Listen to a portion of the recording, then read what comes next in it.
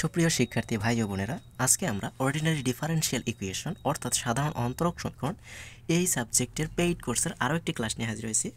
তো আজকে আমরা যে ম্যাথটি সলিউশন করতে যাচ্ছি সেটা হচ্ছে তিতাস প্রকাশনী বইয়ের চ্যাপ্টার 1-এর একটা ম্যাথ। তো প্রশ্নটা হচ্ছে এরকম, দেখাও যে y equals to x square plus c e inverse x, যেখানে সি একটি ধ্রুবক, এখানে সি হচ্ছে একটা ধ্রুবক।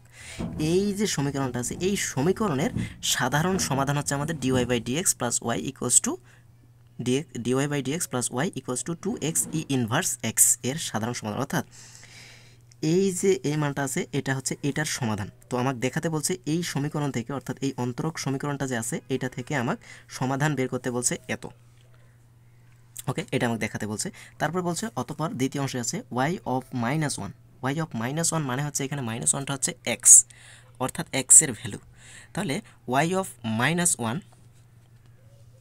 ইকুয়ালস টু e প্লাস 3 শর্তে একটি নির্দিষ্ট সমাধান নির্ণয় করো। অর্থাৎ y of -1 equals two a plus 3 শর্তে একটা নির্দিষ্ট সমাধান লাস্ট আমার পজিশনে নির্ণয় করতে বলছে। এই প্রশ্নটা আমাদের ন্যাশনাল ইউনিভার্সিটির অধীনে সর্বশেষ 8 সালে চলে আসছে, আর বিএসসি পাস কোর্সে সর্বশেষ 2012 সালে চলে আসছে।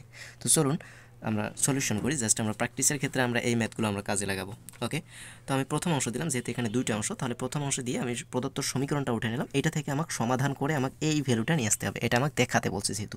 তাহলে প্রদত্ত সমীকরণ আমি লিখে নিলাম। এখান থেকে জাস্ট আমরা একটু কাজ করে দিই। y ইকুয়ালস টু, দেখেন ই ইনভার্স এক্স যে আছে এটাকে আমি লিখতে পারি ই টু দি পাওয়ার এক্স, নিচে আর কি বাই আকারে লিখলাম, আর উপরে তাহলে থাকলো x square plus c. Okay, এখন আমরা আর গুণ করে দিই, তাহলে e to the power x আর ওয়াই হয়ে গেল, আর এখানে থাকলো আমাদের এক্স স্কোয়ার প্লাস সি। এটা করার আমার মেইন উদ্দেশ্য হচ্ছে এখানে আমার ধ্রুবক পদটাকে সিঙ্গেল রাখা, কেননা এটাকে আমি ডিফারেন্সিয়েশন করে ধ্রুবককে আমি ক্যান্সেল আউট করব। ওকে, তাহলে এখন এই যে এখানে যে আমরা ভ্যালুটা পাইলাম এটাকে আমরা সমাধান আমরা অন্তরীকরণ করব কিসের সাপেক্ষে? এক্স এর সাপেক্ষে। তাহলে আমরা লিখব যে এক্স এর সাপেক্ষে অন্তরীকরণ করে পাই।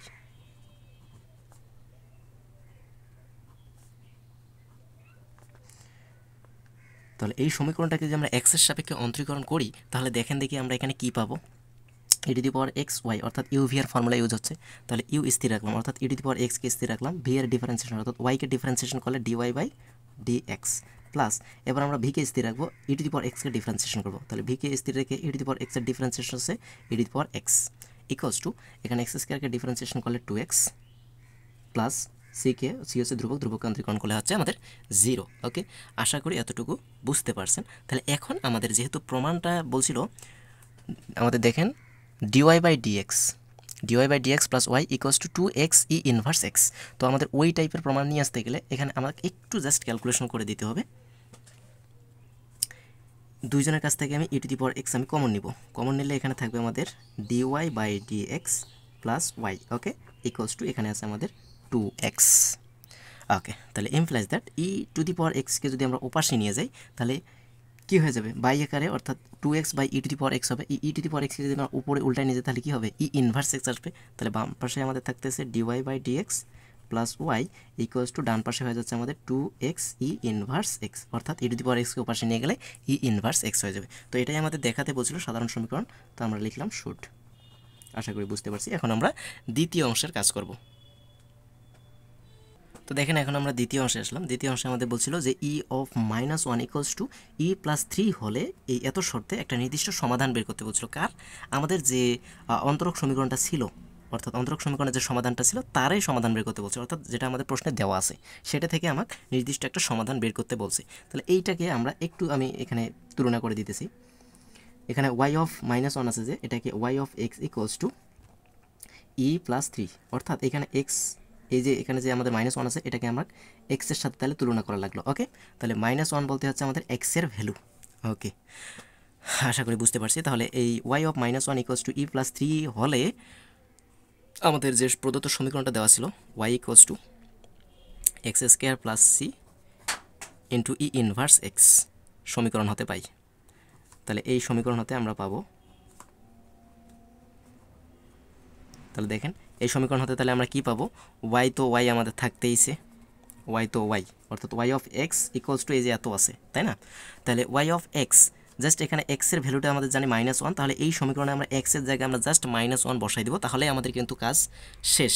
তাহলে এখন বলতে পারি ওয়াই বলতে y equals to x square তাহলে এখানে আমরা x এর ভ্যালু কত পাইলাম -1, তাহলে -1 এর উপর স্কোয়ার প্লাস c আছে আমরা বসাই দিলাম, ই to the power E inverse আছে, তার সাথে আবার x এর ভ্যালু হচ্ছে আমাদের কত -1, তো -1 আমি বসাইলাম। ওকে, আশা করি এতটুকু বুঝতে পারছেন। তাহলে ইমপ্লাইজ দ্যাট আমরা এখান থেকে বলতে পারি y -1 এর পর স্কোয়ার করলে তো 1 প্লাস c, আর এখানে ই মাইনাসে প্লাস, তার মানে ই টু দি পাওয়ার 1 মানে হচ্ছে ই, সিঙ্গেল ই আমরা লিখতে পারি। ওকে, আশা করি এতটুকু বুঝতে পারছেন। এই যে ওয়াই যে আছে আমাদের, এই যে ওয়াই এর ভ্যালু তো আমাদের ছিল e+3, তাই না? ওয়াই এর ভ্যালু যে ছিল e+3, তো আমাকে এখানে বাম পাশে আমাদের লেখা উচিত ছিল, ওয়াই এর ভ্যালু আমাদের বাম পাশে লেখা উচিত ছিল যে e+3। আচ্ছা যাই হোক, এখানে আমরা লিখি নেই, এখানে আমরা বসাই দিই e+3 = 1 + c * e।